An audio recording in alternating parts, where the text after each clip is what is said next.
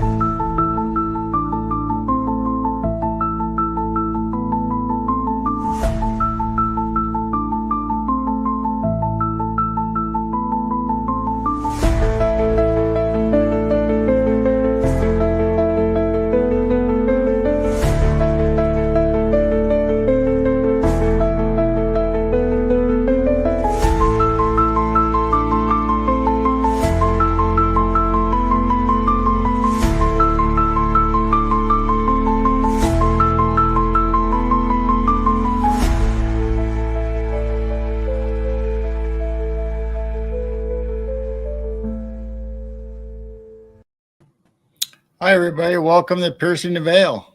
Happy Sunday. Happy Sunday. And we're back. Well, I'm glad to see people are popping in and joining us for tonight because tonight's going to be a great show with our good friend, Jim Goodall, and we're going to be talking about all kinds of subjects. So can't wait to get into that.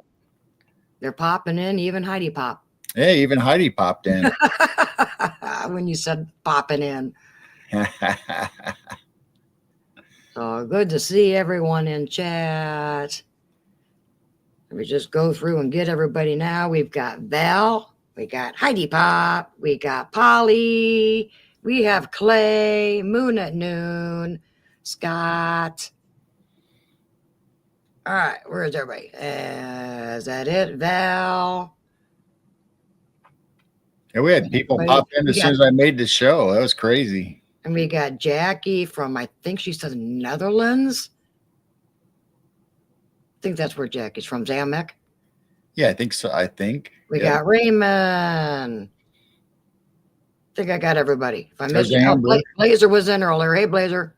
Amber, Jonocide, Amber. Welcome in, everybody.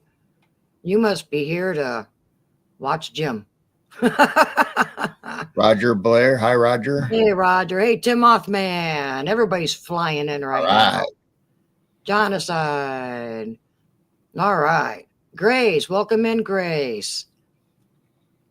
Well, I think Jim's one of everybody's favorites. Everybody just loves Jim. Absolutely. Jim's been around for a long time and has a lot of experiences and a lot of inside information on some stuff. So we'll try to dig into that a little bit and see where we go. Yeah. Gemini, welcome in. My sister Lori, welcome in. And Mary's probably here too. Hey, Mary. Well, this is going to be a good show. We should just pull up Jim and just let him start talking. All right. Well, let's go ahead and bring Jim up. Hey, Monisha. Hey, Roger. Hey, Jim. Hey, welcome, Jim. I want to say hi to everybody. Thanks for tuning in, Heidi. I enjoyed your photos from your overseas trip. That was really great. And so let's begin. Let's begin. I'm delighted to be here. You know, it cracks me up a lot. You know, I'm apparently fairly well received in this community.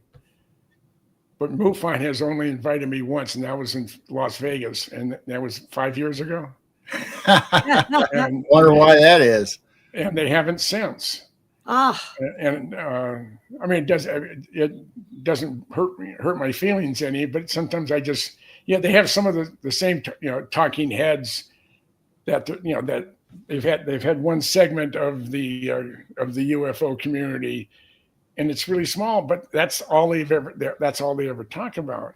And with me, I go from soup to nuts. So I don't know. I just, but I'm more than delighted to be here. And my policy has always been, if you want me on, I don't care if it's just you and I. If you don't have any anybody subscribers or watchers, maybe me being on can give you a hand. So I don't have any preconceived rules or demands. I'm retired. I have a lot of knowledge. I've done a lot of things. Some of them I'm sort of embarrassed when I think about it, but not you. Oh yeah. I just and I just enjoy it. It's made being retired, fun. I mean, I have you guys. I have the Cousin Brothers. I have Michael Schratt, and then the list goes on and on and on. I know. I mean, and I've met a lot of them. I've even met Heidi in person. Right. Yep. And she's as delightful and gorgeous and warm as she is on the air. Actually, more so, because you can really feel the positive energy coming from her. And I adore her. And there's a lot of people in the community that I really enjoy talking with and having a conversation with. There's only one or two jerks that I won't have anything to do with, but and most everybody, I don't even have to say their name, but most everybody knows who we're talking about when I do. Yeah, there's a nasty rumor going around that you enjoyed dancing with women for hours. Hey, I won't say Jessica said it, but yeah, you danced with Jessica the Krypton Hunters for hours and hours, didn't you? Yeah. To me, dancing is the most fun that two people can have in public with their clothes on. I mean, where else? If I went into a place that has live music or even a good DJ, let's say I love 50s doo-wop. That's what I grew up with. I'm 80, and sometimes that surprises the hell out of me because I'm not sure how I got this old. I never thought I'd make it, but where else can a guy go to a place and put his arms around some woman that he doesn't know her name or anything, and have her up close to his body as you're dancing? If you did that in public, you get shot, run over by a car, set on fire. But dancing, to me, I learned how to dance with my mom starting when I was about 5 years old. So this is I was born in 45, so it's about 1950. Rock and roll was just beginning. And I grew up to all the original rock and roll. And we had a couple black radio stations. One was in East Palo Alto and one was in Oakland. And it was the black music back in the 1950s before it morphed into rock and roll. Right. I mean, I saw Elvis Presley at his first concert in San Francisco in February 1957. The tickets were $7. Oh my God! You can't even park for $7 in San Francisco today. But wow. this was 1,000 years ago, and I was with my mom, my Aunt Mary, and my cousin Cookie, and we were only about 35 or 40 feet from the stage, and we were up, so we're looking down on them. And it was incredible. And Mom was always an Elvis Presley fan. So I learned how to dance rock and roll and swing dancing with my mom. And my love of dance. To me, dancing and music is a time machine. Right. I can hear a song I haven't heard in 70 years. And I can, depending on how it affected me when I first heard it, I can tell you where I was at, what I was wearing, and who I was with. But it takes something like that. It takes a song or whatever to trigger that memory. But I'm blessed. My memory isn't as good as it used to be because I've abused my body over the decades. But it is something I absolutely love. And in my single life, I would go dancing 5 to 7 nights a week. Wow! From when the music starts until they turn the lights on. And I can remember I was up in Fairbanks back in the early 60s. It's wintertime, and I had been dancing for about 2 hours. I'm sopping wet with perspiration. And there was another place just down the street that had another band was starting about 10 o'clock or 11 o'clock. So without a jacket on, I walked down there, and it looked like I was on fire because it was like 35 below zero, but dead calm. and I'm just steam coming off. Now, if I stumbled and fell and got knocked out, I'd have been dead because it was so blasted cold. But that's the most fun thing I can do, and it puts me in a different world. I can remember down in Houston, this is back in the 70s. I was coming out of a place called the Beach Club, I think it was, near the Galleria. And this couple were coming out as I was coming out about the same time I was going out. I went to change shirts. I always carried 2 or 3 fresh shirts in the car and a towel. I'd towel myself up, put a new shirt on, go back in. And the woman said, we've been watching you for the last hour. This is I've never seen a grown man enjoy himself so much dancing. Yeah. And I really do. It is my it's my release. It's my way to escape. And I just love music. I can listen to music all day long. And I don't, classical music to a degree. I wasn't big on acid rock and heavy metal, but most everything else. I love country and Western. I didn't grow up with it because I lived in the Bay Area. That's the San Francisco Bay Area, but it's what I enjoy the most. So I know it's probably an honor dancing with the beautiful cryptid huntress. Oh yeah, I'll dance with them all. And if I went, I've been prematurely gray most of my life. I started getting my first gray hair. I think it was about 11. I earned every single one of them. But I could go to a good example was a place called Johnny's Hideaway in Atlanta. It's on Roswell, just north of Buckhead. And I go in there, and it's an over 40 crowd, and they're playing nothing but 50s rock and roll. And I have the Drifters, the Platters, and that whole entire genre. And I would go up and ask someone to dance, and since I wasn't a regular and I had white hair, I had a number of people. Well, go find Granny and go dance with her.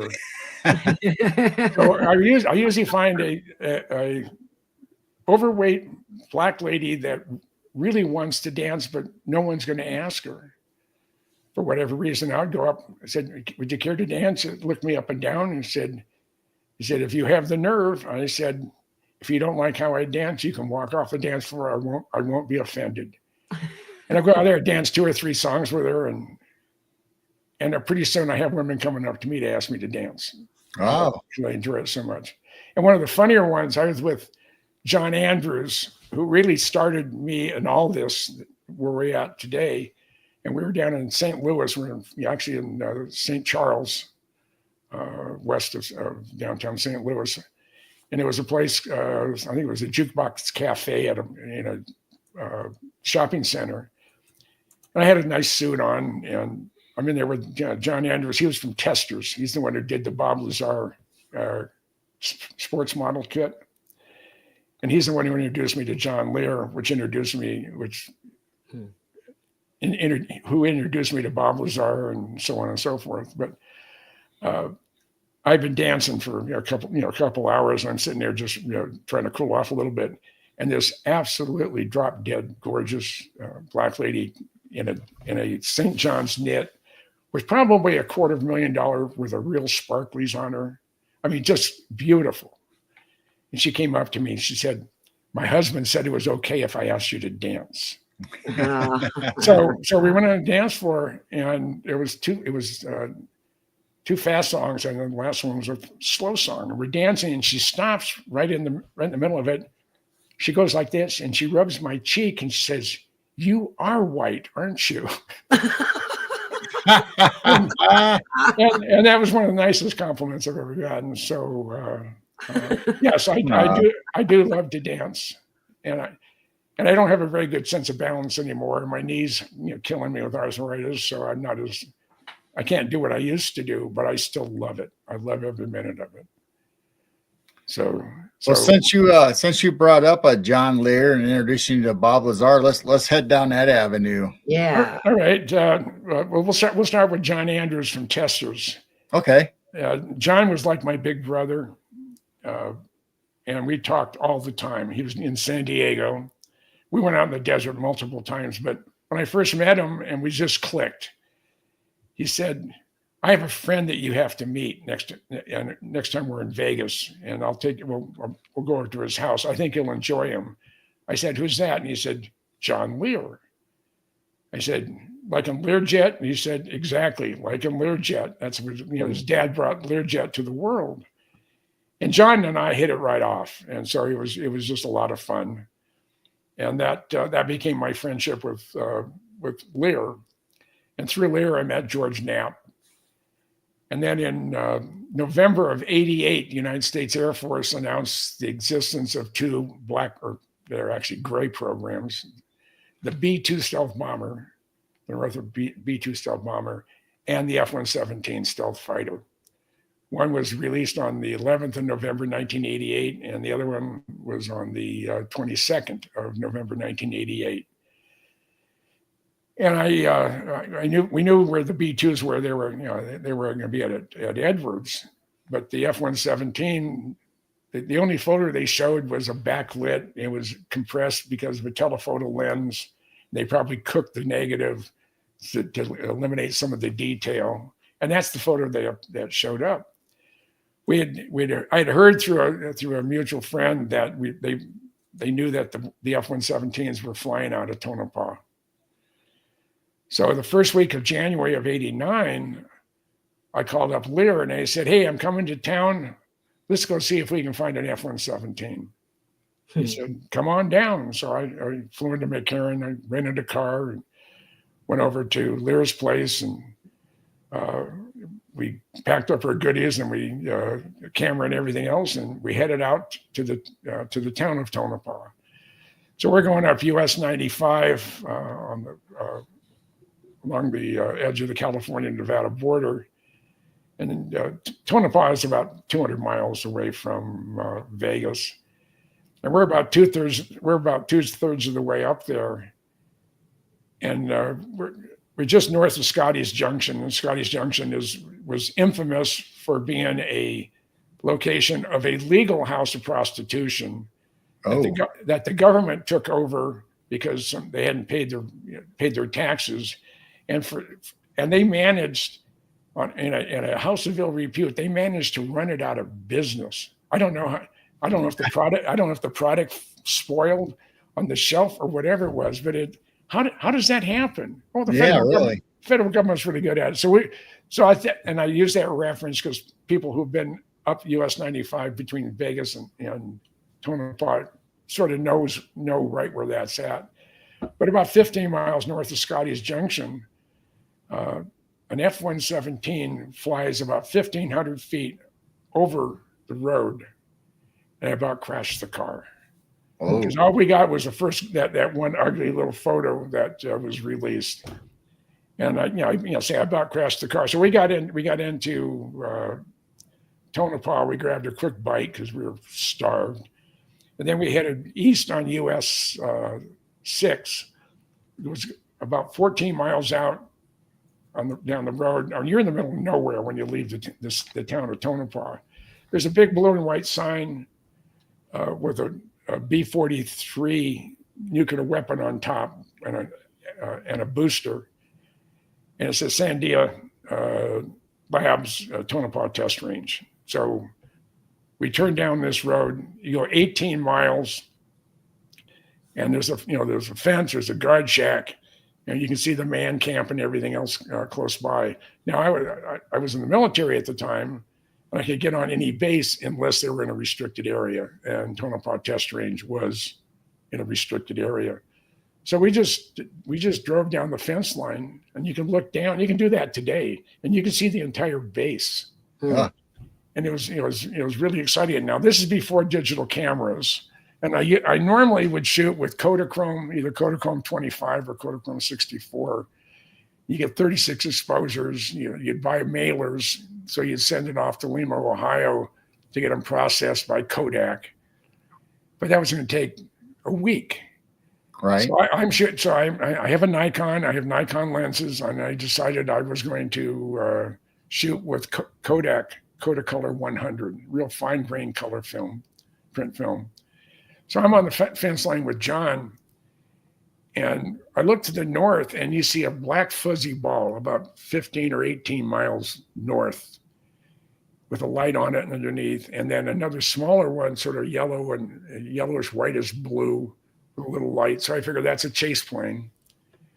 And as it's coming, I have my 70 200 millimeter lens. I'm there when the F-117 started to fill up the viewfinder. My body started vibrating. I was like a 10-year-old boy seeing a naked woman for the first time. Literally, I don't know if it was 60 cycle or whatever, but I couldn't stop vibrating. I was really concerned, and I'm shooting away. I only have 36, maybe 37 exposures. I wanted to get the utilization of all of them, and I didn't know if any of them turned out good. So as soon as it went past us and headed towards the runway, I looked at Lear and said, "Let's get out of here. I got to see if we can get to Vegas in time to go to a photo mat." And you have to have hair about this color if you know what a photo mat is. It was a little kiosk they'd have in a parking lot of a shopping center or some other public place. And you didn't even have to get out of your car. You drive up. They'd hand you an envelope. You put your name on it. You take the claim check off. You put your film in there. Hand it to them. Come back the next day. It's processed. Right. So I knew we weren't going to make it in time. So when we got back to the main highway, US 6. We came to Warm Springs, which is the northern terminus of the extraterrestrial highway, Nevada 375. And I had been to Rachel before that. I'd been there about a year and a half before that. So we're heading down, heading towards Rachel. We get to the little alien. It was still run by Pat Travis. I think she's retired and lives in Henderson now, in the Las Vegas area. But her daughter runs the place. And we went in there, grabbed a quick bite, and then we headed home. And John's on the way down to Las Vegas. John said that he had called a friend of his who had just moved to Las Vegas, and he's waiting for his Q clearance to be upgraded before he starts a job. He doesn't know what it is out in the desert. So we get to Lear's place about 9:15 p.m. at night. And we're in there about 10 minutes and knock on the front door. John goes and opens the door, brings the guy in, and comes in. And here's a very nice looking young man, very polite, soft spoken. He introduces himself as Bob Lazar. Oh. And he had just moved there. He had worked for Sandia doing not weapons testing, but they were evaluating how to increase the yield and lower the cost per casualty on nuclear weapons. And he's kind of a prankster, but they were doing all sorts of stuff. But about 5 or 10 minutes after we started chatting, I said, I have a dilemma. I said, I have a roll of film that has the F-117 on it that I took. And I have to wait until tomorrow, which means I'll probably have to wait till the next day before you get the film back. And Bob said, I have a C-41 processing unit at home. To keep myself busy, I'm doing photo processing and printing for a group of real estate agents. So it worked out perfect. So I live in West Charleston, the other side of town. So we jump in this car and we're not more than just down the road from Lear's place. And Lazar looks at me and he said, I feel sorry for that son of a bitch Lear. I said, what do you mean? He's from this incredible aviation family, and the dumb son of a bitch believes in UFOs. How stupid is that? I said, you couldn't put a gun to my head to convince me that UFOs were real. Wow. So now that theory was blown out the door not much longer after that. And it's just, I've made fireworks. He made commercial grade fireworks in his garage. He probably had 500 pounds of black powder and other stuff behind a false wall in his garage. he had his Lamborghini jet car. It was just a fiberglass body on a frame with a jet engine in it.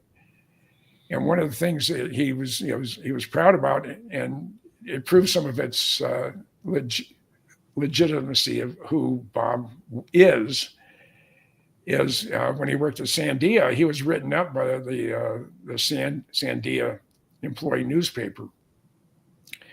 And in there on the place of of interest page is a picture of Bob standing with his glasses, and he wears contacts now, and behind his jet car. And the headline says, Sandia professor it relaxes on weekends by going 300 miles an hour and a quarter mile in his jet car. And that right there proved, I mean, it was a picture of Bob. You can't, I mean, it was George Knapp took that off of microfiche and a bunch of other stuff. The other thing is Bob said that he worked in such and such a room and such a telephone number. So when George Knapp was at the Sandia Library, there's two sides, there's a classified side and a public access side.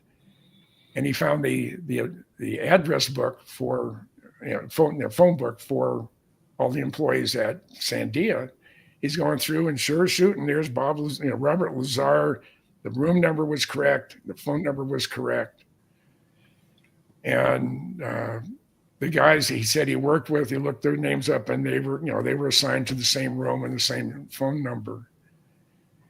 And that sort of cemented things, how I felt about Bob Lazar. Now, I also had another dear friend who was equally interesting as Bob, and that was Ben Rich, at the time the president of the Lockheed Skunk Works. Mm-hmm. And because of my friendship with John Andrews, Ben absolutely adored John, loved his letters, and he wrote beautiful letters. And just loved the way he thought.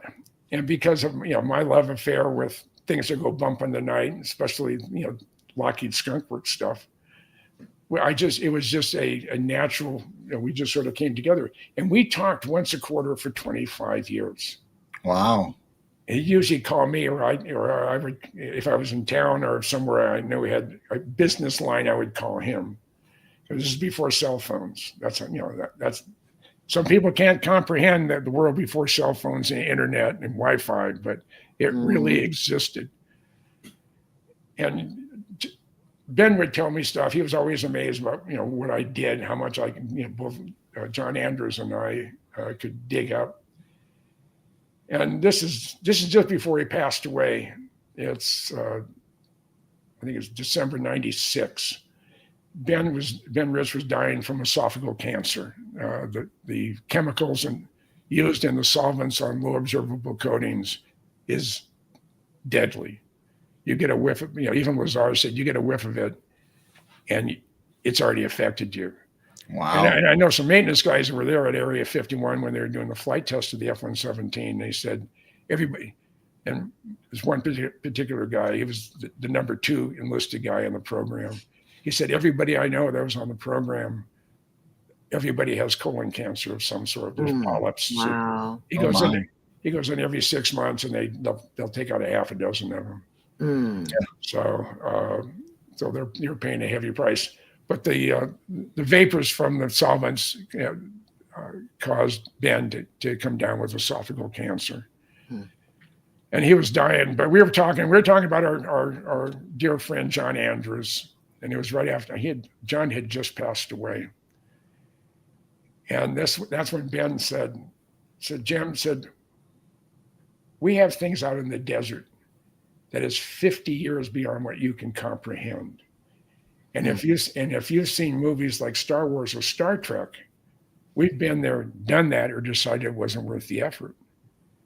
Wow. I said, Ben, you want to expand upon that? And he said, no.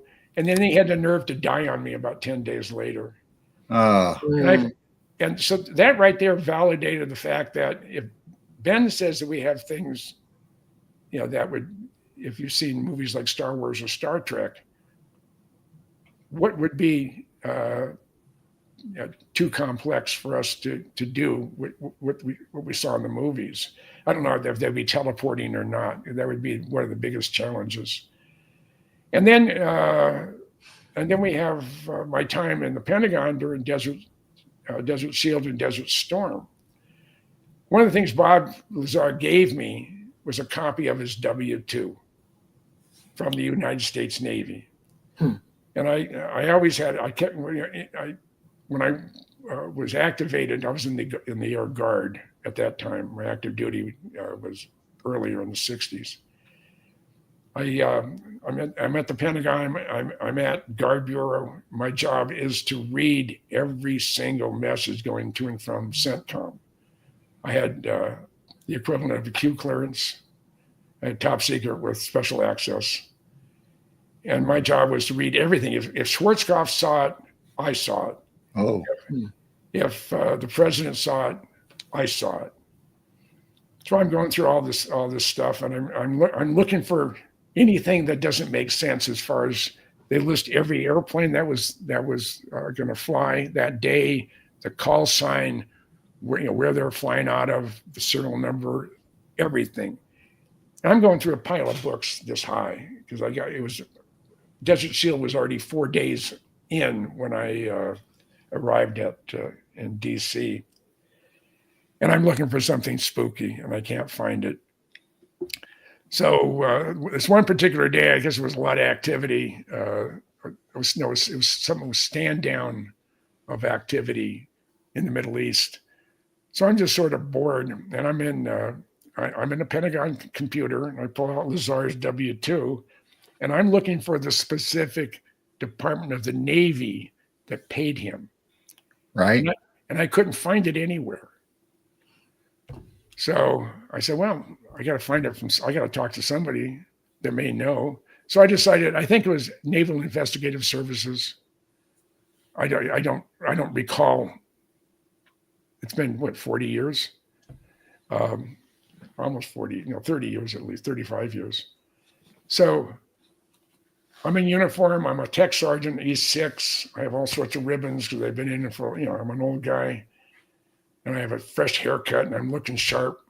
I go in there up to the room, and it's on the outside ring, the D ring. And the door's open, and I walk in, and there's a young Lieutenant JG behind the desk. And I said, "Sir, can you tell me where this Department of Navy is located?" And I hand him Bob's W-2. He looks at it and said, "Excuse me, Sergeant." He gets up. He goes into the 2-star's office. Now, if anybody been in the military will know that no Navy 2-star is going to talk to an enlisted puke from the Air Force, and especially the Air National Guard. So he's in there for about 10 or 15 seconds. He comes out and he said, "The Admiral will see you now." I wasn't expecting this. Dum, dum, dum. So I go in there. I give him a sharp salute. He doesn't say at ease. He said parade rest. So I can tell right there he's not pleased with me. Oh. So he's looking at Bob's W-2 and his hand is shaking. And he said, "Sergeant, I don't know where you got this, but if I ever see your face cross the threshold of my office door ever again, you'll be the most sorriest son of a bitch an NCO in the United States military. Do you understand me, Sergeant?" I said, "Yes, sir." With that, he put Lazar's W-2 into the shredder. Whoa. Oh. Whoa. He said, "You're dismissed." I did an about face. I gave him a salute, did an about face, and walked out. And I said, "Whoa, that was an interesting few minutes." and that just confirmed. That was just one more thing validating who Bob Lazar is and what he did was real. Yeah. So was that all before Bob came out or after Bob started talking? No, this was after Bob came out. Okay. Yeah, because Bob started talking in '89, and that's when he was Jared. He was just silhouetted, and they were changing his voice, and he was being interviewed by George Knapp, saying that he was brought on because he's a physicist. He was brought on the project to help redo reverse engineering on the propulsion system of whatever he was going to be working on. And the thing is, his name was formally requested out of Edward Teller's office. Apparently he had the right credentials they needed So he was, the day I met him, it was the first week of January of 89. He was still waiting for his Q clearance to be upgraded, because he had a Q clearance at Sandia, which is a civilian version of top secret. Okay. And he was waiting for it to be updated. So that's why he was free, and he didn't know what that's why he probably made the comment, Bob Lazar, not Bob, Lear believes in UFOs. And all of a sudden everything changed. And then he finally decided his first wife died of a Karen Silkwood type accident, from what I understand. In other words, she was in one car accident off the side of the road in the desert with a broken neck. Mm. I find that suspect, but that's right. me. Mm-hmm. And I think that's when Bob decided, and shortly thereafter, because when he did the Jared thing, a couple of weeks later, he got a call from security people to meet him up at, which is now Creech, but it used to be not Indian Wells, but it's the base where the Thunderbirds do all their practicing and stuff. And it was sort of a rundown base, but now it's not, because they run all the unmanned stuff out of there. So they call Bob up there, and he's in the back of this Suburban, and they put a gun to his head and threatened him. Oh. And I think that pushed him over the edge to go, I'm going to show my face and tell him who I am, and give him my real name. And they didn't have to do that. I think he would have been satisfied with just his initial couple of interviews with George Knapp, but now he had purpose. He was going to prove himself to be the real person. And everything about Bob Lazar, I have not caught him on anything that I would say that he's not who he says he is. The government's really good at making people disappear. I mean, just disappear. Right. The people are still there, but there's Social Security card has never been issued. Where he went to school, they have no record of him going to MIT, which he did. I saw. It had to be this big. It was the most beautiful diploma. I just sort of glanced at it. This is when we were processing my F-117 film. So I knew he went to college, and there's a diploma. I didn't see if it was a master's degree or PhD, but he did work at Caltech, where you had to have at least a master's in physics to do what he did. And Caltech verified the fact that, he did work here, and from such and such date to such and such a date. And the requirements were you had to have at least, be at least a master's degree in physics. So everything leads to Bob being exactly who he says he is. Right. And then just before Ben passed away, he was invited to UCLA Graduate School of Aeronautics as their keynote speaker for a banquet. And in his prepared text, he states that today, now this is 1997, let's say 95, just so we can just say it's 30 years ago. Okay. We have the ability today to take ET home. But the governments, and it was plural, the governments will not allow that information to be released to the general public. And I don't know if it ever will. Wow. Yeah. So the points keep adding on to verifying Bob Lazar is who he says he is. Mm-hmm. And I've stood up for him ever since the day I met him. When David Darlington did a book called The Dreamland Chronicles, chapter 5, which is starts on page 128. The only reason I remember that name, that was 128 was also the number of my A12 that I scrounged for our museum. And in there, he talks about the elders, John Andrews and Jim Goodall. And he describes me to a T. He's just everything Bob said has come to pass. Where stuff we saw, people that there were people that remembered his name. When I interviewed Dave Fruhoff, he was he was an SR-71 pilot, and I was in Tullahoma, Tennessee. That's where my dad at the time was director of engineering at the Air Force, the Arnold Air Force wind tunnel complex there in Tullahoma.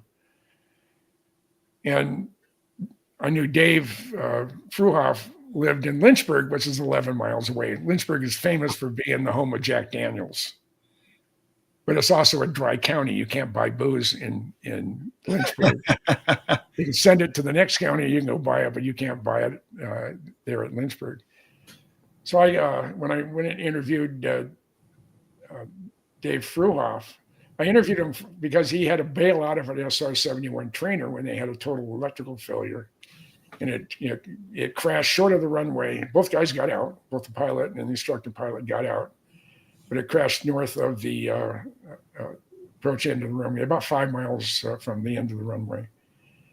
And it was the second SR-71 trainer, 957. Excuse me. So I interviewed him about that. And I asked, hey, Dave, he said, do you believe in UFOs? And I was expecting him to say no. He said, yeah. I said, you want to expand upon that? Now, there again, I was expecting a no. He said in late 1972, early 1973, during a night operation on an SR-71, he had already been over North Vietnam. He's heading back to Kadena. He says about 11 p.m. at night, 3/4 moon off to the left side of the aircraft, and he's going straight. He's at Mach 2.7 at about 78,000 feet. That was sort of a sweet spot where you didn't overly stress thermally any of the equipment on the airplane. Okay. And the airplane that was just a good, relaxing, minimum afterburner flight profile. And all of a sudden he gets a sense there's something off to the right of him, maybe 5 or 6 miles and 4,000 or 5,000 feet above him. And he's being illuminated by the moon, the 3/4 moon. And whatever he was looking at you couldn't tell if it was metallic or not, but it was reflective. And it didn't have sharp edges because you could see that during the reflections. And he was trying to see if he could see the shape of it. Now, at 78 to 80,000 feet, there's a lot of stars out there. And he was very tempted to open up his faceplate because he's getting reflection off the instrument panels. So Okay. you can't look and make out where there's a void where stars are supposed to be to try to get the shape. He was afraid to do that. So he contacted Kadena on secure voice and asked him if another bird was up because they're flying together. Oh, They're okay. the same path. The moon's over here. This guy's over here. And they informed him and said, well, you were at the briefing. You're the only one up. You're the only guy flying tonight. So somebody could take a closer look. So he advances the throttle. Okay, he had been in minimum burn. He advances the throttle, and about a 10-degree bank, he starts accelerating and flying towards this object. And he's banked so he could keep an eye on it. He said when he was about a mile away and still still 1,000 or so feet below this object, it took off at about a 30-degree angle of attack and left him in the dust. Ooh. And he figured that he lost sight of it between 180 and 200,000 feet. And it left him like he was heading the other direction. So he figured it probably left him at Mach 8 to Mach 10. Wow. My. Couldn't figure out his shape or whatever, but it was an object that was reflective. So fast forward to 1978. He retires as a lieutenant colonel. He has a Q clearance. He got a job as facility manager at Area 51. Oh. Gee, that's too bad. He was also responsible for all the non-program aircraft. So he was responsible for all the maintenance on the chase planes and the cargo aircraft going back and forth, that were owned by, were assigned to Area 51. And you don't ask questions when you first get there, even though he knew most everybody. Because if you've been in the Black community, the spooky community, it's a very small group of people. But he was there about a year, and when he finally decided to ask, one of the guys had been there forever, and he goes, Pappy Solham. Yeah, we call him Pappy Solham. He was the head security guy there. And he said, did we ever fly anything out of here back in your day, before I got here, that is capable of flying, out flying an SR-71? He said, no, I would know about it if it was flight tested out here, but no, nothing's ever flown. So that sort of cemented the fact that we didn't build it, because if it was going to be flight tested out of Area 51, that's where they fly and flight test the classified programs. But as Bob told the world, he worked at a place called S4, which was underneath or within the Papoose Range, which is the backdrop to Area 51 when you see photos from east looking west. Okay. And it was, my mind just had a brain fart. I hate that. I have like 25 squirrel cages going in my head all at the same time, all with different subject matter and everything else. Well, it's not a senior moment, so. Oh, it is. I'm 80, so it is a senior moment. So it was. That was just one more thing that added up to what Bob was talking about was real. And I've always been fascinated with UFOs. I mean, I always hoped that I would experience one. I can remember being in the Tipico Valley, which is East Area 51. I'm at the black mailbox.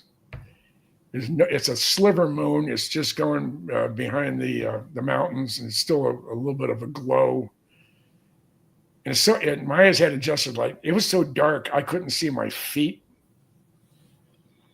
So, I'm there, and I said, okay, everybody has said that aliens could read your mind. That's how they communicate telepathically. Right. Mm-hmm. So I'm there concentrating. I mean, my eyes are closed. I'm just thinking as hard as I can. All right, abduct me, but let me bring my camera.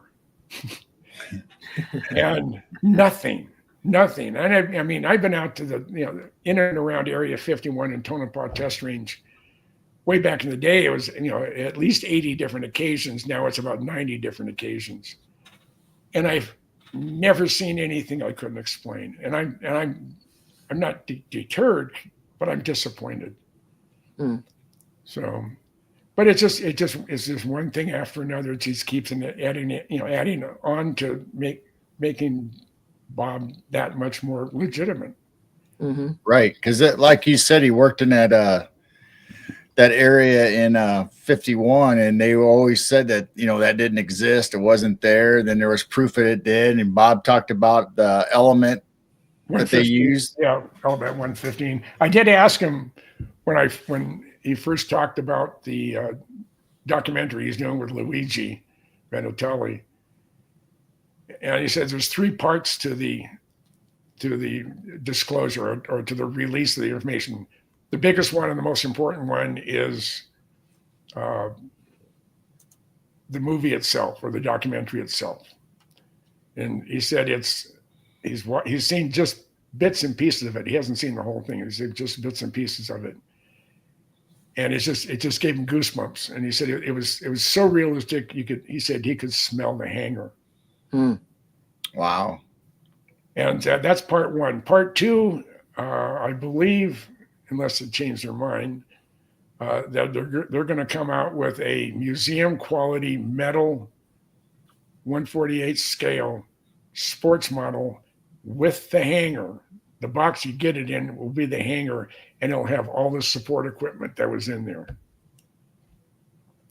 Now, I'm listed as a technical advisor on the documentary, so that kind of tickles me.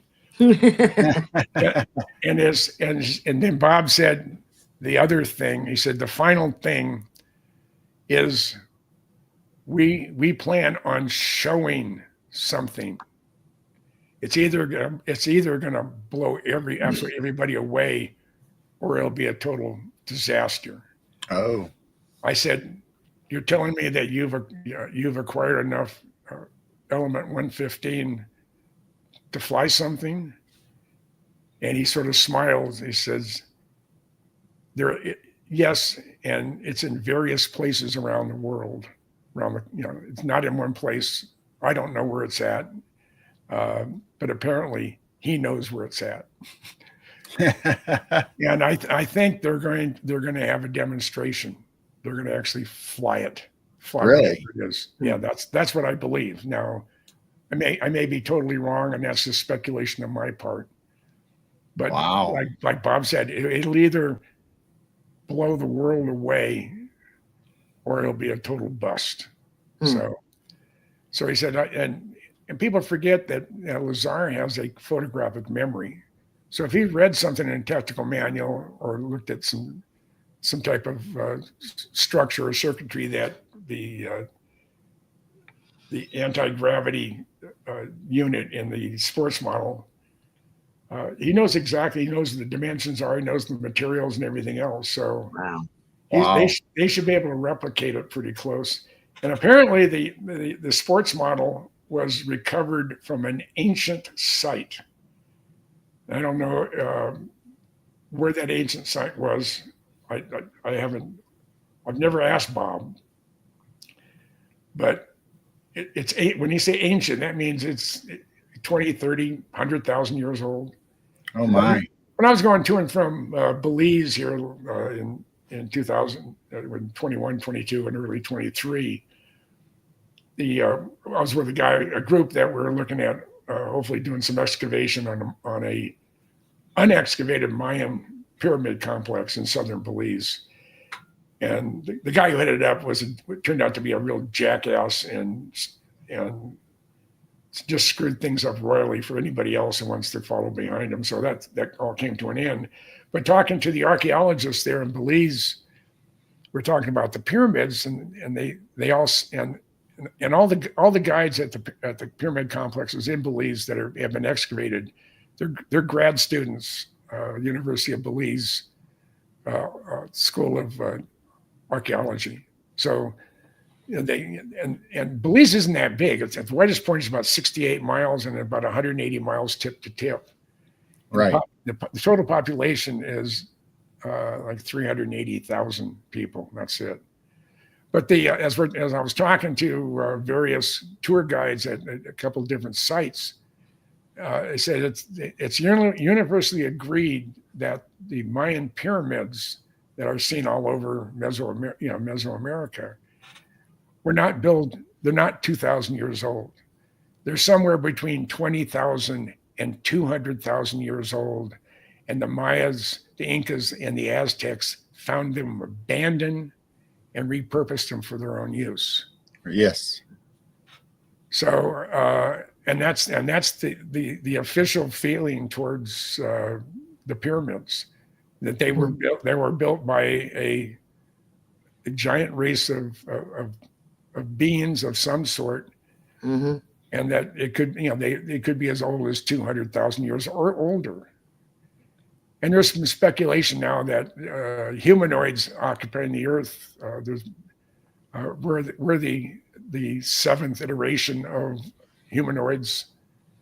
I think they started out with probably Neanderthals and worked their way up. And there's you'll have a Cro-Magnon or a Neanderthal or whatever ancient man. Right. All of a sudden they're gone, but there's no evolution on how they went from Neanderthal to Cro-Magnon. They haven't found any evidence, even though I think Lucy, she was 2 million years old. So the upright humanoids have been around on this earth for 2 million years. Man, as we call it, not so much. Haven't been here all that long. But what the thought is that they came to see how you adapt. These beings would adapt to this environment. And if things go wrong, they just wipe them out with a plague or something like that and start from scratch. Yeah. So from what I understand, it's today is the seventh group. We're the seventh group of humans to occupy the Earth. Wow. The others have all been wiped out by one way or the other. Yeah, because we've done several shows on the old world, or Tartaria, if you want to call it that, about how the mound builders were here before the Native Americans that we know, that are here. And in the old history books, we find passages where it says that the scholars interviewed the elders of the tribes, the old tribes, and this is like in the 1800s, and they said even that they did not know who was here before them. They came here and they used their tools and structures and whatever was left behind, pottery, utensils. So it was even here in North America that there were people before that built stuff, but they had no idea who they were. Right. Yeah. I mean, and then we have the revelation just recently that there are huge structures underneath the Giza pyramids. Right. They go down 2,000, 4,000 feet. How in the hell did they do that? Who did it? How did it get there? Right. Exactly. So many questions from the past. Yeah. And the more we dig, the more we find out, the less we know. Uh-huh. Yeah. Uh-huh. And it's just but it keeps it interesting. It does. And I'm to the point in my life where I don't think I'll make it to Egypt. I would love to go and just see the Sphinx and see the pyramids and see some of the treasures that have been taken out of the pyramids. I just found out the other day, and I don't know if everybody else knew it or I was just oblivious to it, that there's actually a second spot for a Sphinx that either never got built or got destroyed. So there's actually two of them, one on each side of the pyramids. That doesn't surprise me at all.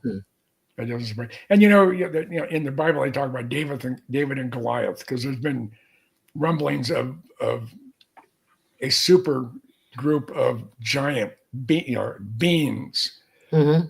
I know there's been reports and photographs, and of course, in today's world, you don't know if it's computer generated or if it's is it real or is it Memorex? If you're right, right, yeah, yep. And they have 12-foot humanoids skeletons, and some of them even taller than that. That would explain Goliath was who he said he was. I mean, the Bible describes him as being right. And then one kid with a slingshot can take him out. I was just going through stuff today, and there's at least 3 articles that I found just in Illinois, our state, where it was reported of giants being discovered in graves and inside the mounds. Yeah, but whoever is in control of security is doing an incredible job, because none of that stuff is getting out. The general public, only people who do a lot of digging into this stuff, 2 of you, myself, and a lot of people in the in our community. Mm-hmm. But I think that most of the world is oblivious to what has been here before we got here. Right. Or they don't care. They're just living their daily life now. They don't care about what's in the past or what's in front of them. Yeah. Mm-hmm. Yeah. So, but we live in interesting times. The world is changing. 2025 and maybe first half of 2026, I think will be the most transformative time of the world. Right. I mean, things are changing so fast, both politically and environmentally. Everywhere around the earth, places are getting flooded out. I mean, they had a year's worth of rain in I think it was Dubai earlier this year, where there was 2 to 3 feet of water over the whole entire city. And you don't normally get that. So are we coming, is the world coming to an end? Are we at that point where things are going to change? 2 days ago, they announced on the news that Mount Rainier has experienced 300 plus earthquakes and tremors a day. Yeah, I heard that. Yes. And it's increasing. There's also rumblings that along the entire Ring of Fire, volcanoes that have been not extinct, but dormant for tens or hundreds of thousands of years are showing activity. And and today in the news, when I was reading, Mount Diablo, which is in the East Bay of the San Francisco Bay Area, I think it's about a 6,000 or 7,000 foot mountain, if you want to call it that, is a dormant volcano. There's all sorts of sensors on it, but there's 200 fault lines coming out of it. Oh, wow. And they're saying they have been recording activity. There's the chambers are starting to fill up with lava. Really, the tubes are filling up? Tubes are filling up. And the other thing is they have been recording hundreds of minor quakes along the Cascadia subduction zone. And they're warning, and the University of Washington School of Geology made a statement here, I think it was last year or the year before last, talking about the Cascadia subduction zone, that the last time it erupted was, I think it was January 6th, 1700. And the reason why they know the date and the time is because there was a tsunami that hit Japan and caused a tremendous amount of damage, which at the time they didn't know where it was coming from, but it is because of the Juan de Fuca plate and the Pacific plate going underneath, and it pushes it, as it's pushing it down, and all of a sudden it releases, and you're going to have a 150 foot or higher tsunami is going to affect the entire Pacific Rim. Wow. And they said if the entire 800-mile fault goes, if it goes all at one time, it's a 10 on the Richter scale for 10 minutes at least, with vertical movements in excess of 35 to 45 feet. Oh. And it said it happens on a regular basis, and it's way overdue. Last time was 1700, and it usually happens every 250 years. And it's way, way overdue. And which means when it goes, it could be incredibly devastating. And if it goes the full length for the full 10 minutes, there'll be nothing left. It said nothing west of I-5 will survive. Wow. Because I was just seeing it. That reminds me of the psychic or the medium that said that there was going to be an earthquake in Japan and a tsunami so big it was going to wipe out everything in Japan. And they've been waiting for this. It's supposed to happen here in this July. Yeah. So far, nothing's happened. But well, one of the other things, of course, I've been watching with fascination. Kilauea has been spewing out lava. I mean, it's shooting up. The Cousin Brother says a couple of the spurts have been 2,000 feet high. I mean, that's molten lava going up. I mean, it's like someone turned on a fire hydrant of lava. But in 1990, I think it was 1996, I was on the Big Island, and Kilauea hadn't been active for quite a while. And you used to be able to drive all the way around it. Now since then it's been sulfur, there's sulfur dioxide and other stuff coming out of the ground. That part of the road's closed. But when I was at the volcano observatory there at Kilauea, I was talking to one of the volcanologists, and he said, "Have you driven around the crater yet?" And I said, "No, we're going to do that here. We're going to leave here." And he said, "Well, you notice you'll see a sign saying the Rift with a sign with an arrow pointing down to a crack in the road. And he said, a chunk of the island, a big island, Hawaii, is in the process of breaking away. Oh. But he said, there's a problem with this. They said, it's happening so much, so it's moving enough so you can measure the how much it's opened up using a Stanley ruler. If you had two guide plates, on either side of the crack, you can go in there and measure it maybe once a month and see a difference. Wow. And the volcanologist said, if it breaks off in bits and pieces, that won't be a big problem. There will be some tsunamis, but they won't be catastrophic. He said, if the entire chunk goes off, he says it's in excess of 60 cubic miles of island. And if it breaks off, it's in 17,000 feet of water. It will cause a tsunami between 1,500 and 3,000 feet high for the entire Pacific Rim. Oh, so my gosh. If you, I don't care where you're at, whether you're in Antarctica, whether you're in Siberia, or whether you're in Alaska or in downtown San Francisco, you're going to get this. This is a not an extinction level event, but it is for everybody living within 150 miles of the Pacific Ocean. And it's going to happen. He said, if you're familiar with Oahu, and I said, well, I lived there. I lived in Oahu for 4 years. He said the Goodall Range on the windward side, it goes almost straight down. And what happened, said about 150,000 million years ago. That doesn't sound right.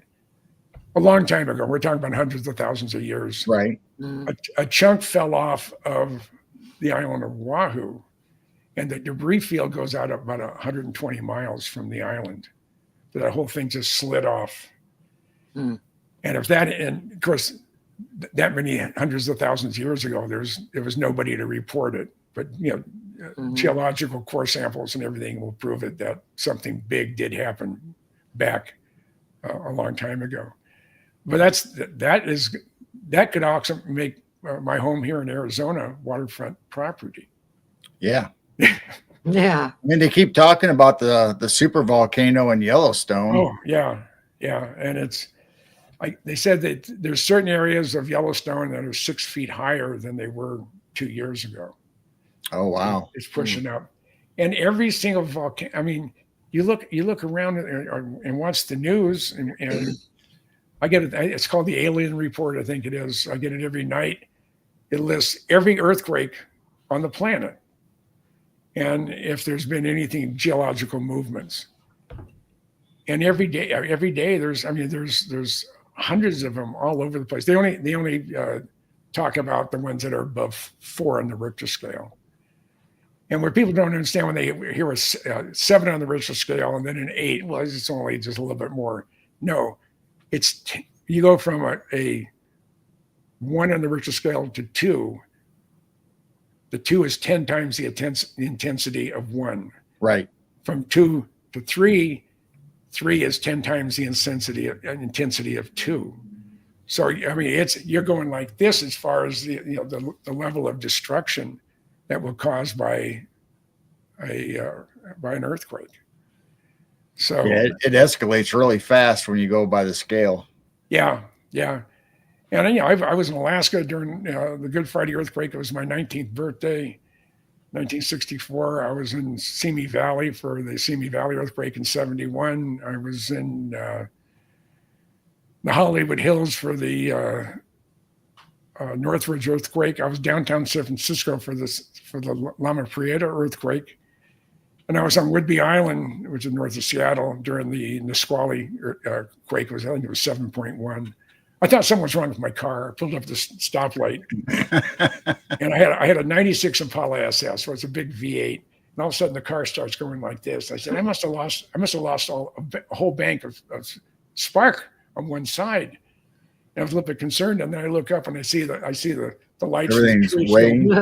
Oh gosh, I'm there for the big one. And I've had a lot of dreams or visions that have come true. One of them, I knew I was to be in downtown San Francisco during an earthquake. I was there for the one they hit out. They call it the Across the Bay World Series. It was October, I think it was '87. Yeah, when the overpass collapsed during the World Series. Yeah, the Cypress extension there in the Nimitz.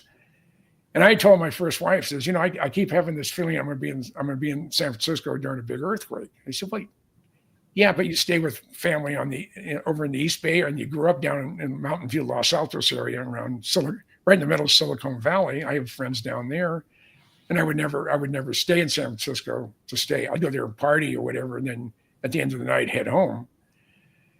So the thought of me being downtown San Francisco, I was in the corner of Stockton and Geary when it hit. And the kid that was with me, John Tyree, born and raised in Minnesota, never experienced an earthquake ever.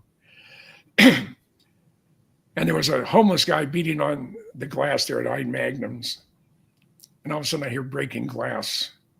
That's 5/8 inch plate glass. Wow. And I thought, my first thought was, oh, the dumb SOB broke the plate glass window. And then I look up and I see glass being popped out and coming down like guillotines. Oh my. Now, the homeless guy ran because he thought he had broken the glass, and there was nobody injured when all that glass came down. But I OJ'd over the front of a car. Didn't even touch the car. I OJ'd. I'm standing in the middle of Stockton and Geary. I said, well, see, someone blew up Ide Magnum's. That was my first thought, because I didn't feel the shake.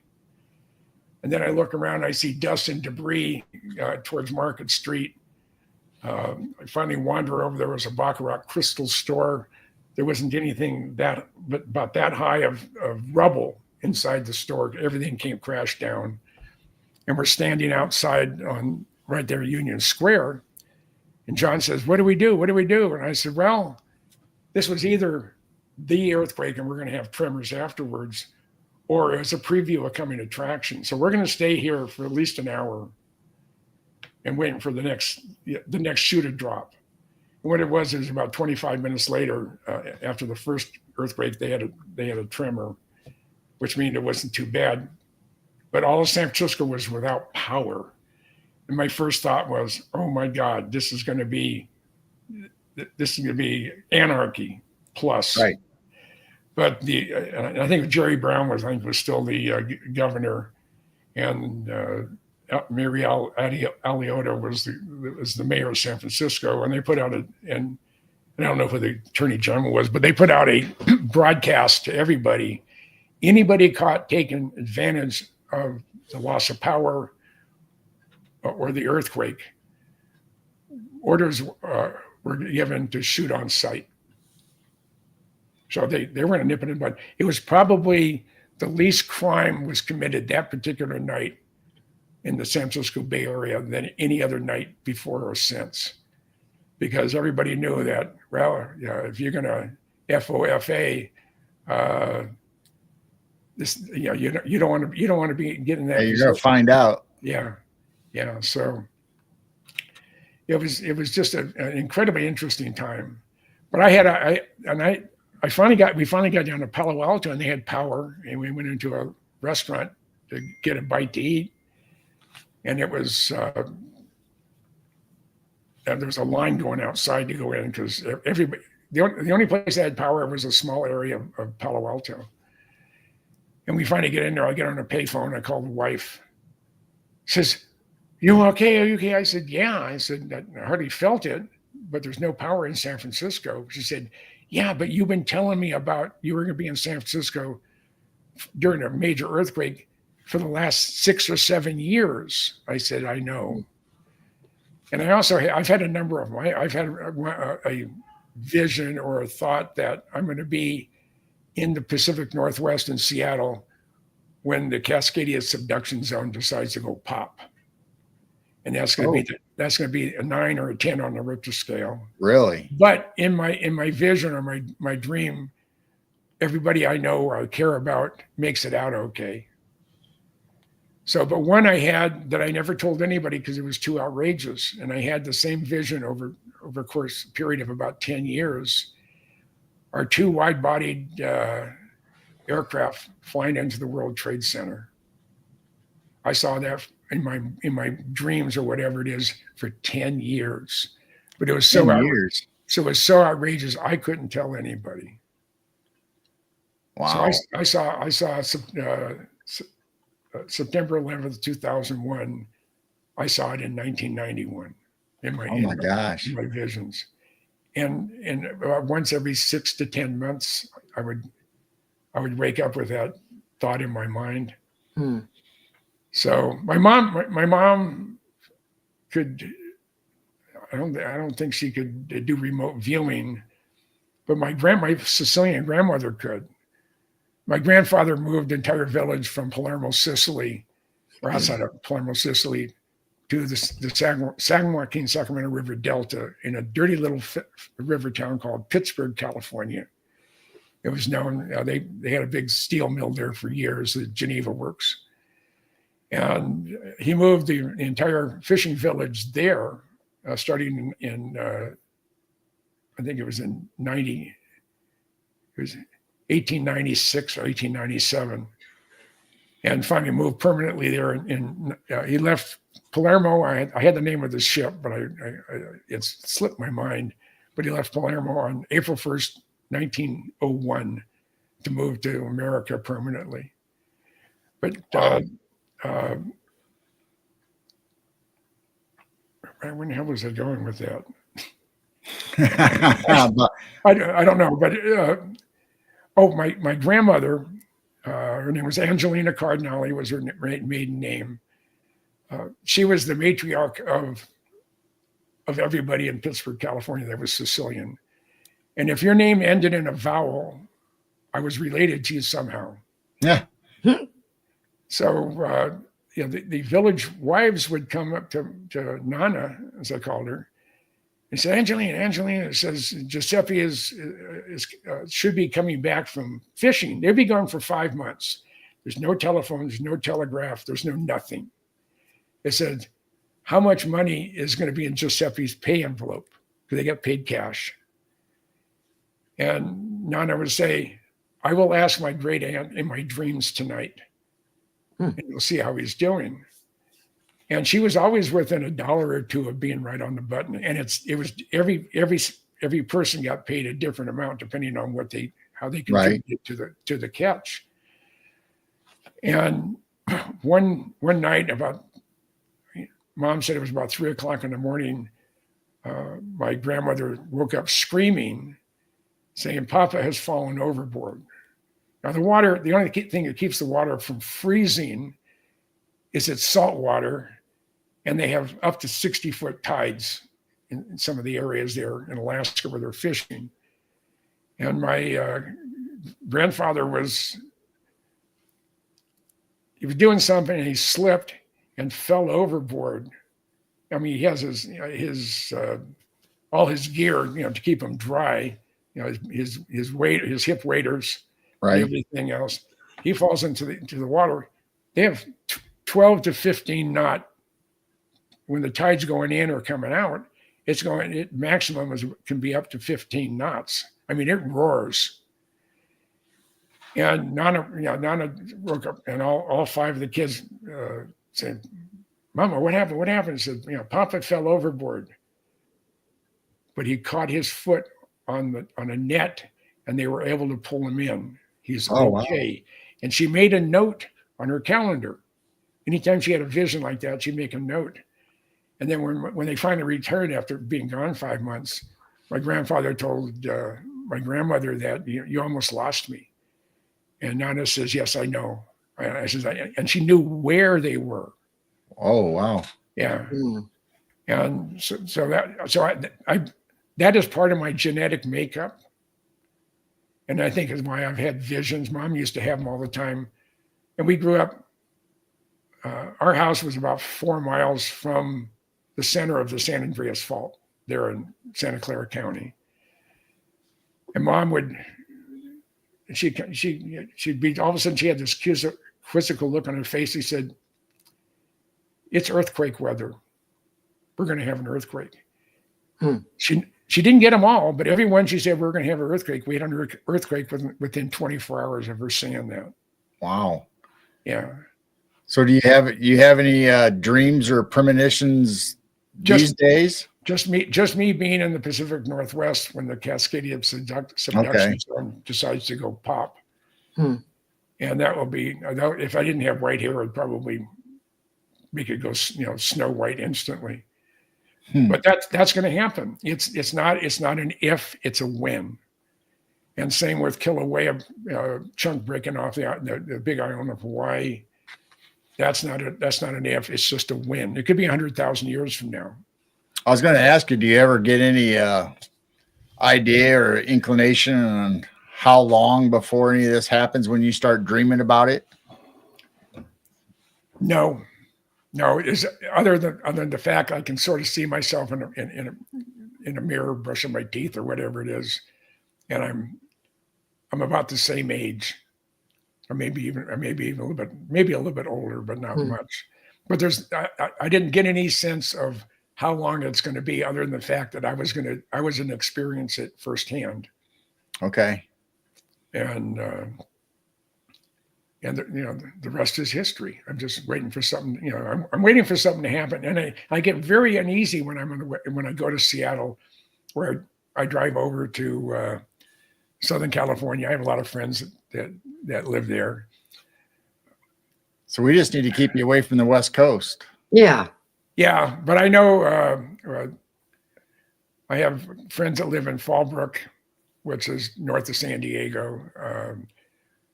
Joel Christopher Payne is a buddy of mine. He's a cartoonist and artist contract artist for Disney, but he's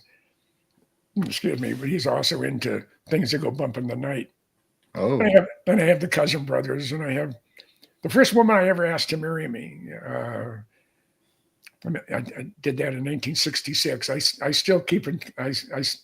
My best friend tracked her down, and we still talk from time to time. So I have a lot of friends in Southern California. All my mom's family in the Bay Area have all passed away or moved out of the area. So I don't have anybody there. But it's going to happen, and there's nothing we can do about it. All we can say is enjoy the ride and hope we don't get squished.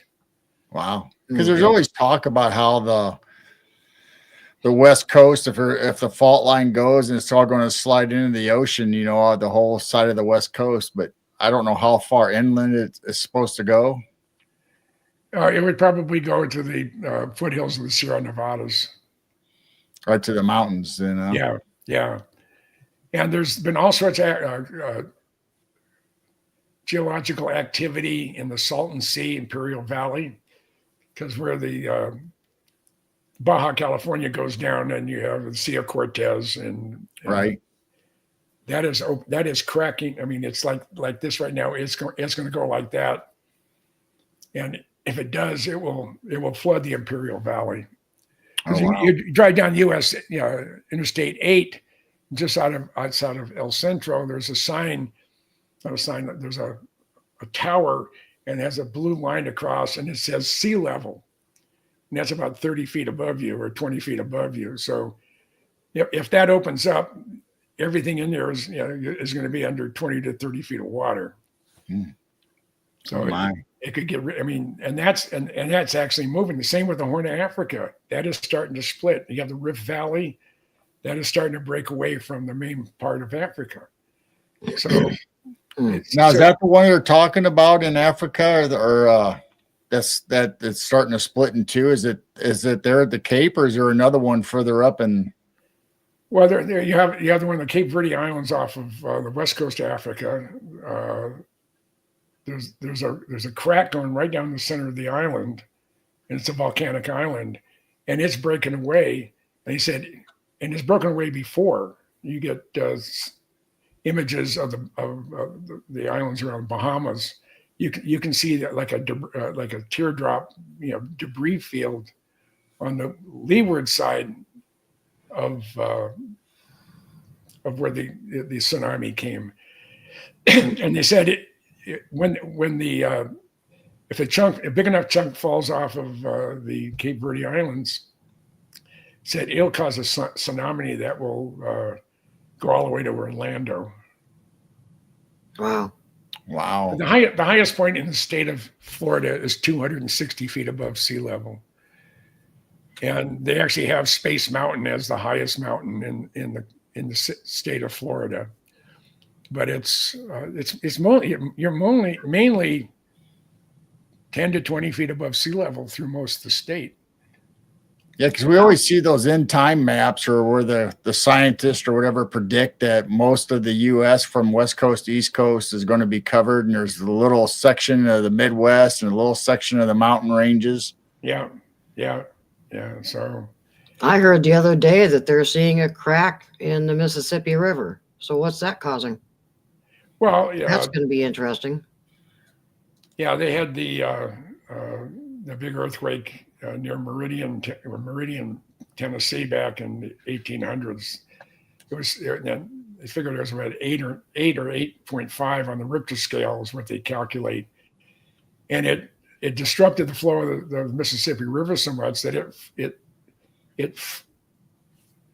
Mississippi actually flowed north right for about a day or two before it said, "No, this is wrong. I've already been here, and I'm going to go head back the other way." Yeah. So with all the geological activity going around the world, mm-hmm. With all the stuff we're seeing in the sky and we can't explain, we're seeing more and more UFO activity or things mm-hmm. we can't figure out what it is. Mm-hmm. I think this year or probably over the next 12 months, the world will never be the same. And we're going to be here. We're in the front row to history being made. It may not be good. It may not be good history, but we may be like those of you in the Midwest. You don't have a whole lot to worry about unless at the same time Yellowstone decides to go pop. Right. And that will be devastating. Here in Arizona, the only thing we have is heat. Yeah, it was like Wednesday of last week. It was of this past week. It was 113, Ugh. And that's just hot. Really Everybody's complaining about heat everywhere, whether it's over in the UK, here in the US, and there's and you look at, if you're in England, it's humid even when it's cool out. So if it's 90 degrees or 95 degrees, the dew point's in the 80s. I mean, the day I decided I had to leave Minnesota forever was it was 101 degrees and dew point was 84 or 85. Wow. And it was cooler and drier in Papua New Guinea.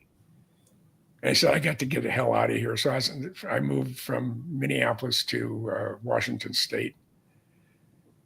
And then I was there for a total of 18 years. And then I got my job in Hawaii.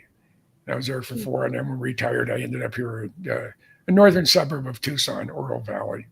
And I really love it here. I never have to worry about shoveling snow. We do have. Now, I had a late friend who I knew in Hawaii, very wealthy, influential businessman.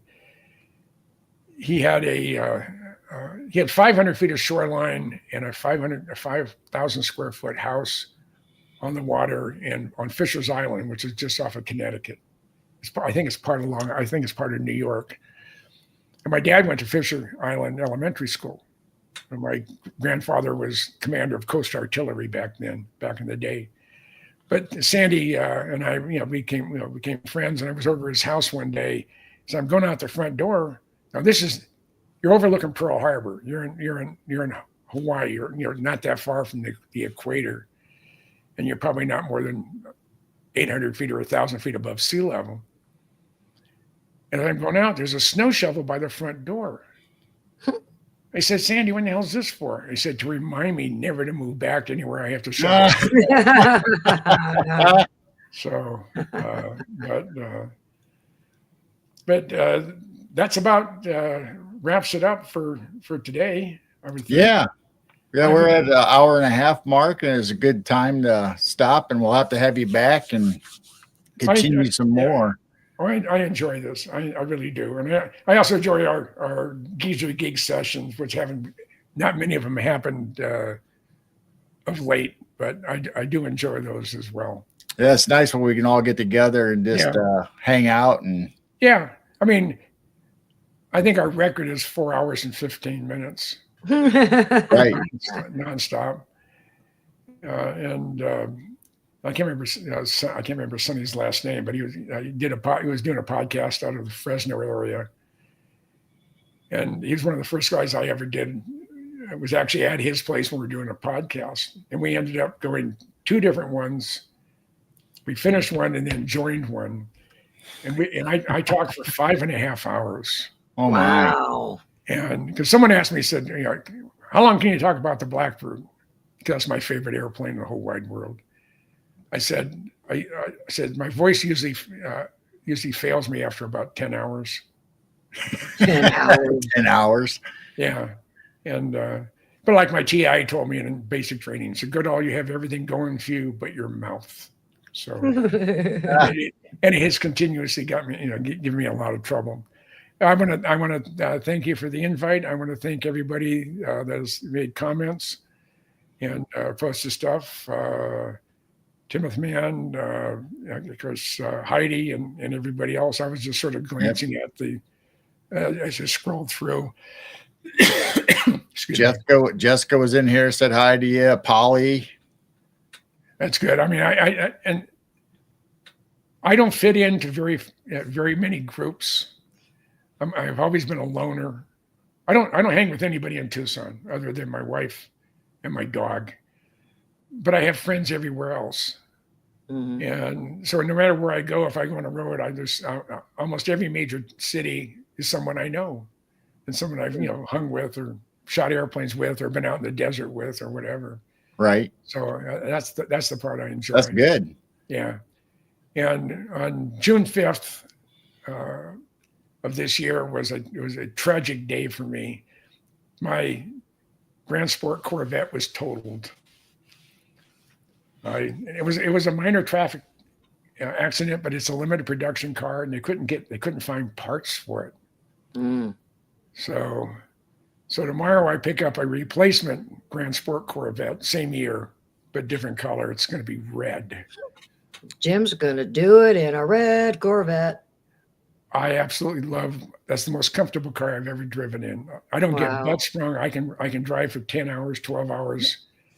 And not feel just wasted. It's a comfortable car, and it's fast. Yeah, so you're gonna have to test it out and see how fast it goes. I will. I have to have someone come in and keep an eye on my wife. She doesn't remember to take her meds, and she doesn't. So if I go anywhere, I can only go for a day or 2. Yeah. Did you ever drive Bob's rocket car? No. He was going to bring his jet car out to one of the dry lake beds for one of his desert blasts, and he had a total of 13 of them. But he started they become so popular when you make the announcement that he would get a couple thousand people. Oh, okay. And just to join, and then it got to a point there were so many people showing up. They would come from LA, they would come from San Francisco, they come from anywhere that's not more than a day's drive from the Las Vegas area. And he finally got to the point where he wouldn't announce where Desert Blast was going to be or what day it was until 24 hours before the event. Wow. Yeah. And so one of the last ones they did, they had some ATF guys out that Bob was friends with, and they had a 32-gallon cardboard barrel, just one of them, filled with fertilizer and diesel fuel with a blasting cap in it. Oh my! And they were to show the effects of what happened on April 19th at in Oklahoma City when they blew up the federal building. And I think there are 6 or 7 of those inside the step van. Right. Everybody's about a mile away, and when they detonated it, and it was all a controlled detonation, it knocked people over. Oh wow, a mile away. A mile away. Wow. Yeah. So, but those are the good old days. Those don't happen anymore. 9/11 put the screws and changed a lot of things. They have signs now outside of the land grab that they had when Clinton was president. And they took away Whitesides, and they took away Freedom Ridge overlooking Area 51. But now there's signs about a mile from where the actual border is, and said your car will be confiscated and you'll be arrested if you're in this area, which is BS, because first of all, the security people do not have jurisdiction. Those security people that guard Area 51 have no jurisdiction and no authority outside of the restricted area. Right. Yeah, but you're going to have some jackass going to try to harass you and move you out of the way. Yep.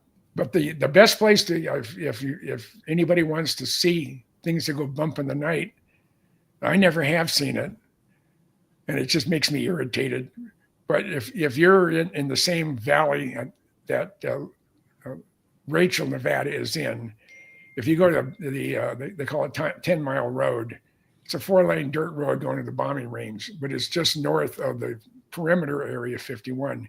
If you can get in that area without anybody noticing, and make yourself invisible, which I'm really good at. I go in there, I'm a low observable. You may see something fly, like maybe the F-47, the new fighter that Boeing is building, and who knows what else. So, wow, it is. It's a fun place. Before Rosemary found the Tucson area, which I've always liked. She was looking up in Summerlin and Henderson, Nevada, and it was just too freaking crowded, and it's nuts, and crazy drivers. It's just, but if you live there, you're not part of the gambling scene unless you work in a casino. Most of the people I know that live there, they were assigned to Nellis and other places. Very rarely went into a casino, except maybe to see a show every once in a while. And that would have been ideal because I'd have been close to Area 51, and I would have been there more than just the 80 or 90 times I have so far. 80 or 90? 80 or 90 different days or nights over the course of 40 years. So wow. I've been going out there. I've been going out there since the 80s. Wow. Right, late 80s.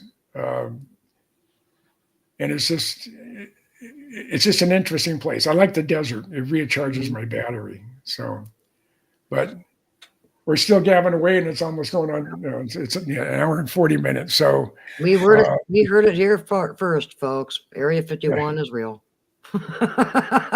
Yeah, I've been in it. I snuck into it. Snuck in. Yeah, I went in about 3 miles. I had it was wintertime. I won't do it in the summer, but it was wintertime. And the fraud that I was married to she was afraid to get seamstress. I got one of the survival blankets, or actually 2 of them. They're Day-Glo orange on one side and Luminize on the other. Right. And sewed those together. And then she put a quilt. She had a lady who had a quilting machine or do a pattern on it. And she put infrared suppressive desert camouflage material on it and made a poncho for me. Oh, wow.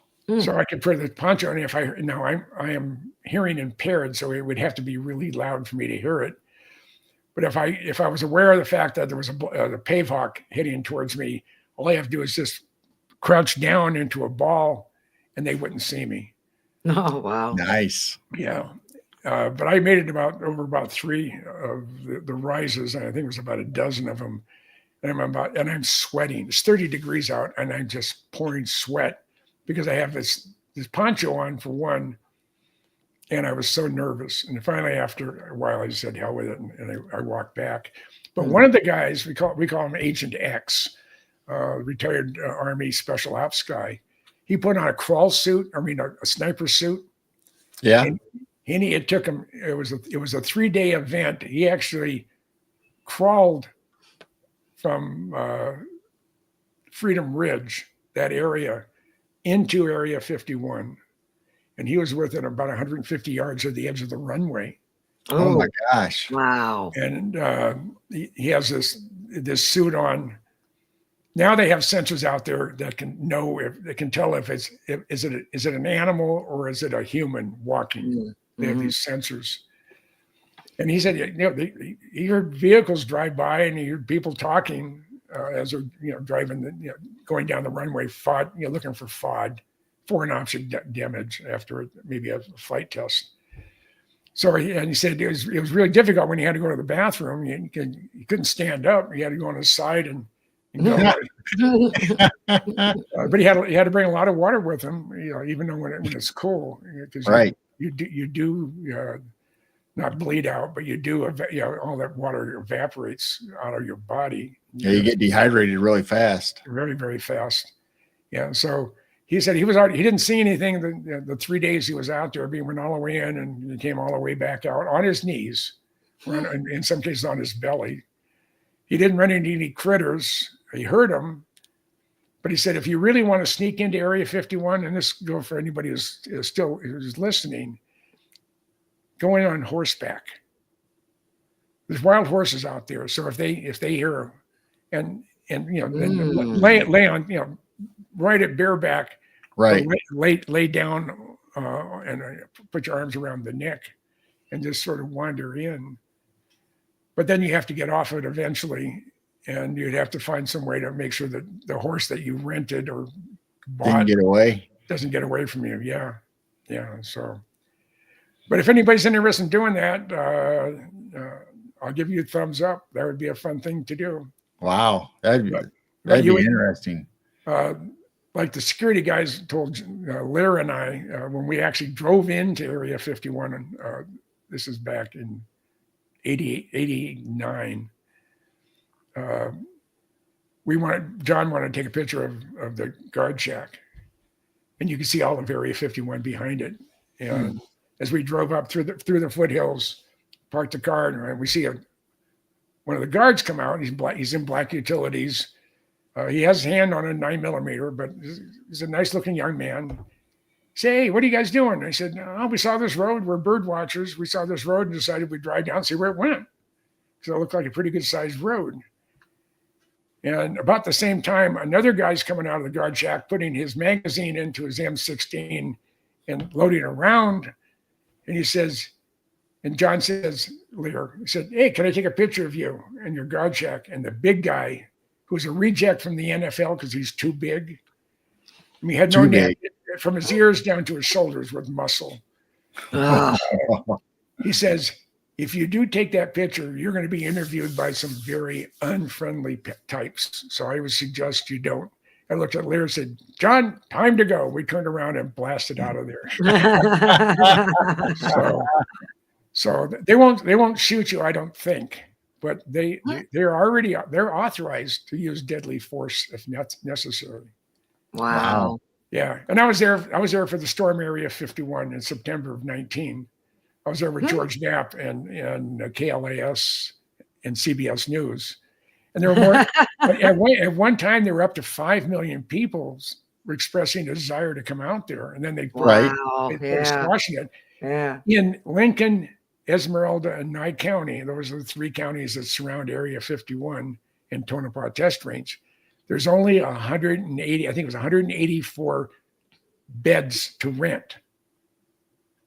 And they had millions of people wanted to come there.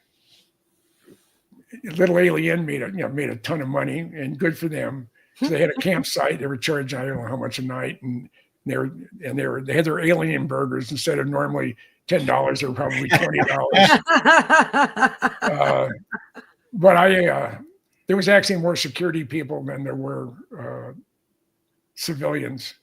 And I was talking to there's a major for Nevada Highway Patrol, and we were chatting. And he said, the word came down from the Pentagon that absolutely no one will be allowed to penetrate the perimeter area 51. And they had the only two areas you got to worry about is the back road off a typical Valley, the back road area 51, or the north fence line, which is just outside of Rachel. And they bought in all the non-lethal crowd control equipment that the military had. And one was the microwave. They hit you and it feels like you're on fire. Right. And someone said, "Well, how am I going to stop 2 million people if they want to storm the gate?" You shoot the guy up front. Trust me. The first one.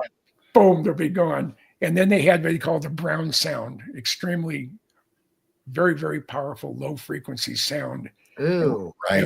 And when it hits you, it evacuates your bowels. Yep. And your level of enthusiasm drops dramatically if you have a pants full of poop. wow. So wear a diaper. With that, I will say adios. I will talk to you later. It was fun. I enjoyed it. It was good seeing you again, G and Jane. Always a pleasure.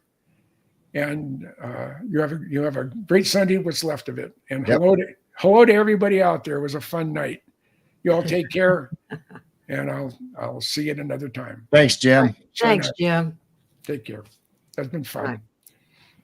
All right, everybody. We'll just say goodbye to you. Thanks for coming and hanging out with us. And this was a fun talk with Jim. We always love talking to Jim. He always got great stories and experiences to tell us. And everybody said, "Well, how do you know so many people?"